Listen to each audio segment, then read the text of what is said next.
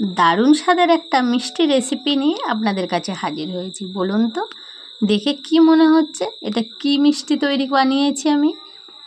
দেখুন কতটা সুন্দর লাগছে। যারা সিমাই খেতে পছন্দ করেন না তারা সিমাইটাকে এরকমভাবে একটা মিষ্টি বানিয়ে দেখতে পারেন। একদম জলের ভাপে তৈরি এই মিষ্টিটা একদম নরম তুলতুলে সফট, মুখে দিলেই মিলিয়ে যাবে। আর এত দুর্দান্ত হয় খেতে। আর একটা ভেঙেও দেখাচ্ছি ভিতরটা কতটা ফাঁপা হয়েছে আর জালিদার মতন হয়েছে আর খেতে। নমস্কার বন্ধুরা, মালতীর মিনি কিচেনে অনেক অনেক স্বাগতম। অন্যদিনের মতন আজও চলে এসেছি আপনাদের কাছে নতুন একটা রেসিপি নিয়ে। আর আজ কিন্তু আমি সিমাই দিয়ে দারুণ একটা মিষ্টি রেসিপি আপনাদের কাছ থেকে শেয়ার করতে চলেছি। এই মিষ্টিটা কিন্তু একদম সম্পূর্ণ আলাদা। যারা সিমাই খেতে চান না তারা এরকমভাবে সিমাইয়ের মিষ্টি তৈরি করে বাড়িতে খেতে পারেন।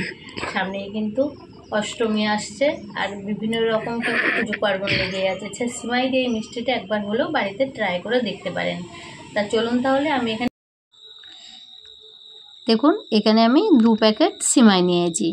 আর সিমাইটা কিন্তু একটা নিয়েছি একটু সরু দানা, আর দুটোই কিন্তু এখানে সরু দানা, একটা সাদা আর একটা কিন্তু ভাজা সিমাই, আর একটা কিন্তু ভাজা না। তা আমি 1 প্যাকেট সিমাইকে ভেজে নিয়ে এসেছি আর 1 প্যাকেট সিমাই কিন্তু এটা ভাজা সিমাই, এটা কিন্তু ভাজার কোনো প্রয়োজন নেই। আর এই সিমাইটা কিন্তু আমি হাত দিয়ে একটু বেশ ভালো করে গুঁড়ো করে নেব। দেখুন হাত দিয়ে কিন্তু সুন্দরভাবে এরকমভাবে গুঁড়ো করে নিলাম। আর এই প্যাকেট সিমাইটা কিন্তু একটু ভেজে নিয়েছি।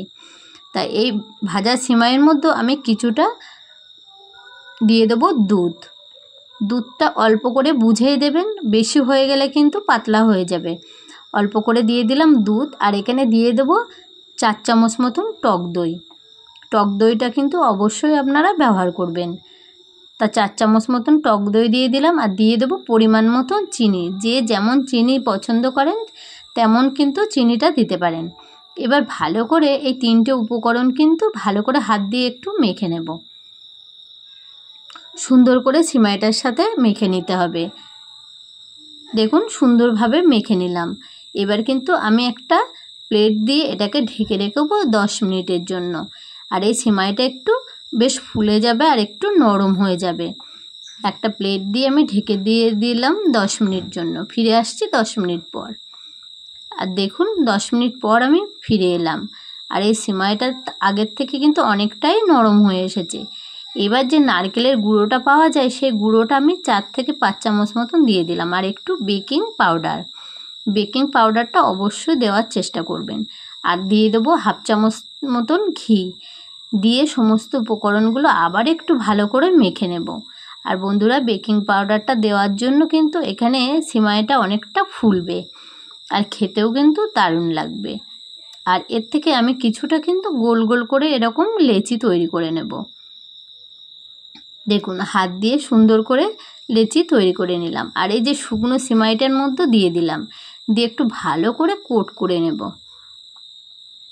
এই সিমাইটা দিয়ে যত সুন্দরভাবে একটু কোট করে নিতে পারবেন ততই কিন্তু সুন্দর হবে। আর আমি কিন্তু বারবার হাতে লাগার জন্য আমি ভালো করে আগে সবগুলো সিমাই এরকম করে আগে গোল করে নেব। তাহলে কিন্তু এটা দিতেও সুবিধা হবে আর এই যে কোট করতেও কিন্তু হাতে লেগে যাবে না। দেখুন হাতটা ধুয়ে নিয়ে এলাম।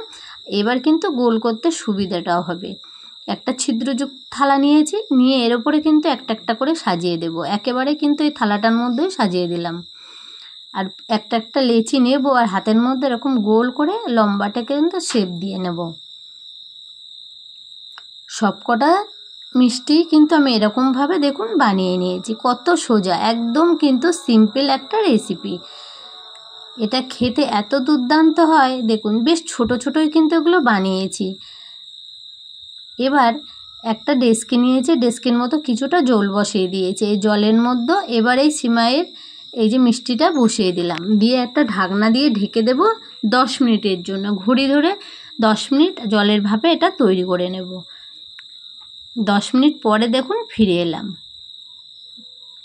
আর দেখুন কত বড় বড় হয়েছে মিষ্টিগুলো, একবার দেখুন কত ছোট ছোটই কিন্তু এগুলো বানিয়েছিলাম। আর দেখুন মিষ্টিটা একদম থালাটা কিন্তু ভরে গেছে।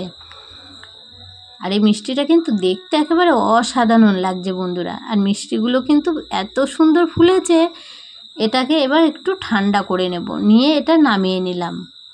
এবার একটা প্লেটে আমি সাজিয়ে দেব। আর বন্ধুরা, রেসিপিটা যদি আপনাদের ভালো লেগে থাকে তো প্লিজ একটা লাইক, কমেন্ট, শেয়ার ও সাবস্ক্রাইব করতে ভুলবেন না। সাবস্ক্রাইব করে পাশে থাকবেন আর পাশে থাকা বেল আইকনটিটা প্রেস করে দেবেন, তাহলে ভিডিও ছাড়ার সাথে সাথে নোটিফিকেশনটা আপনাদের কাছে গিয়ে আগে পৌঁছে যাবে। আর এই সিমাই দিয়ে যে এত সুন্দর মিষ্টি তৈরি করা যায়, একবার না দেখলে বিশ্বাসই করবেন না। তা আপনারা কিন্তু সামনে অনেক রকম কিন্তু উপোস কাপাস বলো কিংবা কোনো পুজো পার্বণ বলো আসছে, তা আপনারা এই সিমাই দিয়ে এরকম একটা মিষ্টি বাড়িতে বানিয়ে দেখতে পারেন। আশা করি আপনাদের অনেক অনেক ভালো লাগবে। আর দেখুন, একটা মিষ্টি আপনাদের একটু ভেঙে দেখাচ্ছি যে ভিতরটা কতটা ভাবে ফুলেছে আর সেদ্ধ হয়েছে আর একটু জালিদারও হয়েছে। দেখুন একবার, মিষ্টিটা কিন্তু বেশ সফট আর মুখে দিলেই কিন্তু মিলিয়ে যাবে। তো বন্ধুরা, ভাইফোঁটা উপলক্ষেও কিন্তু এরকম একটা মিষ্টি বাড়িতে বানিয়ে দেখতে পারেন। তো বন্ধুরা, আজকের রেসিপি এই পর্যন্ত নিয়ে আসছে একটা পরের রেসিপি। ততক্ষণ সবাই সুস্থ থাকবেন, ভালো থাকবেন।